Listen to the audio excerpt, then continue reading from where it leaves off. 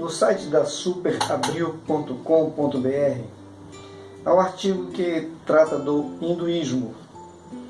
E lá há a informação de que no hinduísmo há 330 milhões de divindades. E tem uma frase que diz assim: os hindus acreditam numa força divina única, mas que assume incontáveis formas. Olá, meus irmãos e meus amigos, eu sou Josias Pinheiro e venho trazer reflexão da leitura diária desta terça-feira, dia 5 de fevereiro, cujo tema é Servimos a Deus com entendimento, pois a fé cristã não é irracional. O texto está em Romanos capítulo 7, verso 25, que nos diz: graças a Deus por Jesus Cristo, nosso Senhor, de modo que com a mente eu próprio sou escravo da lei de Deus, mas com a carne da lei do pecado. O que é irracional? Irracional é adjetivo de dois gêneros.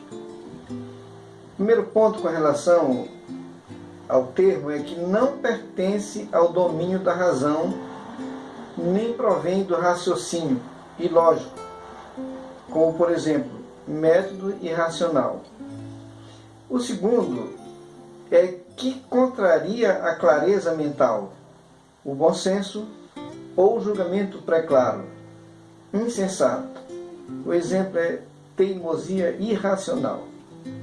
2 Pedro capítulo 2 e o verso 12, nós encontramos o seguinte texto: esses, todavia, como brutos e irracionais, naturalmente feitos para presa e destruição, falando mal daquilo em que são ignorantes, na sua destruição também hão de ser destruídos.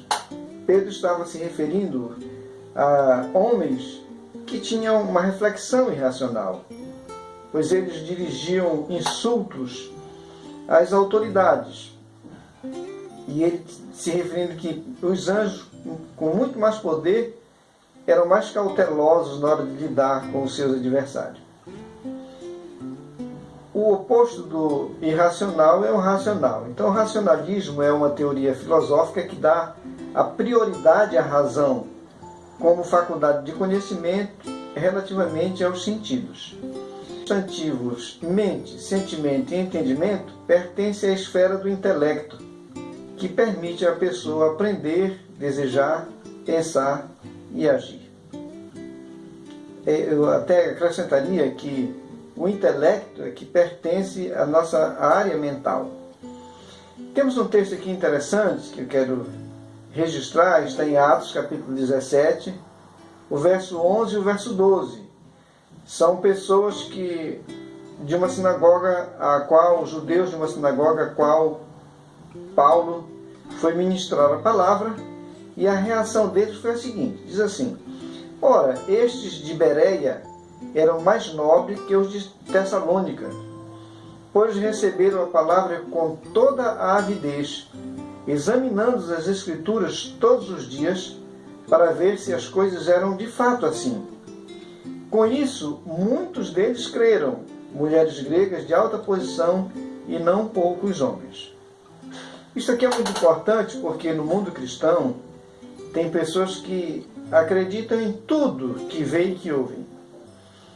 Estes homens aqui, eles foram conferir se aquilo que o pregador estava pregando, de fato, tinha fundamentação nas Escrituras. Então, todos os dias eles iam às Escrituras para conferir. E naquele tempo não era simples como hoje. Só nas sinagogas havia disponibilidade de contato, de pesquisa das Escrituras. Hoje nós a temos no celular, temos no tablet, no computador. A internet está cheia de recursos para nós termos acesso. Então, o que nós podemos observar? Que estes homens aqui, primeiro, conferiram se a pregação correspondia com as Escrituras, e em função disso eles creram. O texto é bem claro. Com isso, muitos deles creram. Mulheres gregas de alta posição e não poucos homens. Romanos 7, 25. O verso anterior, o verso 22, nos diz o seguinte: porque no tocante ao homem interior, tenho prazer na lei de Deus, Então, o escritor aqui, Paulo, ele está expondo o que acontece conosco também. Que interiormente, na nossa mente, nas nossas intenções, nós temos prazer na lei de Deus e queremos fazer tudo o que ela nos recomenda. Entretanto, no verso 23 ele diz: mas vejo nos meus membros outra lei que, guerreando contra a lei da minha mente, me faz prisioneiro da lei do pecado que está nos meus membros. Aqui nós vemos a guerra entre as duas naturezas, a carnal e a espiritual.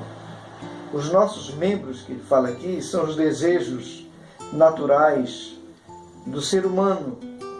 E muitos desses desejos, eles não querem limites.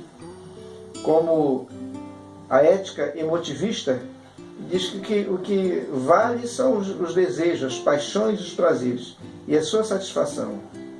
Então a fé cristã é racional, e o racionalismo instrui que nós devemos ter limites, impor limites às nossas paixões, às nossas inclinações. E Paulo está dizendo que ele via nos membros uma lei. Esse aqui não é a lei de Moisés, não, é a lei do pecado, é aquela força dos nossos desejos carnais que querem se impor para nos levar a satisfazê-los. Então, na mente ele tinha prazer na lei de Deus, mas no corpo, nos membros, havia uma lei que era contrária. E ele então aqui dá um grito de desespero: desventurado homem que sou, quem me livrará do corpo desta morte? O corpo aqui seria a natureza carnal. Mas no verso 25, a parte A, ele dá um grito de alegria, diz: graças a Deus por Jesus Cristo nosso Senhor. Isso porque nosso Senhor Jesus Cristo pagou na cruz do Calvário o preço da nossa redenção. Agora, mediante o seu sacrifício, nós podemos ter vitória também sobre a nossa velha natureza. E nós já vimos na reflexão anterior, de ontem, que é a presença do Espírito Santo que nos dá esta mente de Cristo, esta condição de nós vencermos as nossas inclinações e as nossas paixões. Então, você e eu podemos dar graças a Deus por Jesus Cristo, nosso Senhor, que nos trouxe esta libertação maravilhosa, esta libertação poderosa. A fé espiritual, mas também racional, nos torna conscientes dos nossos direitos e deveres morais para com Deus, com a família e com o próximo. Pense nisso e tenha uma ótima terça-feira na paz do Senhor.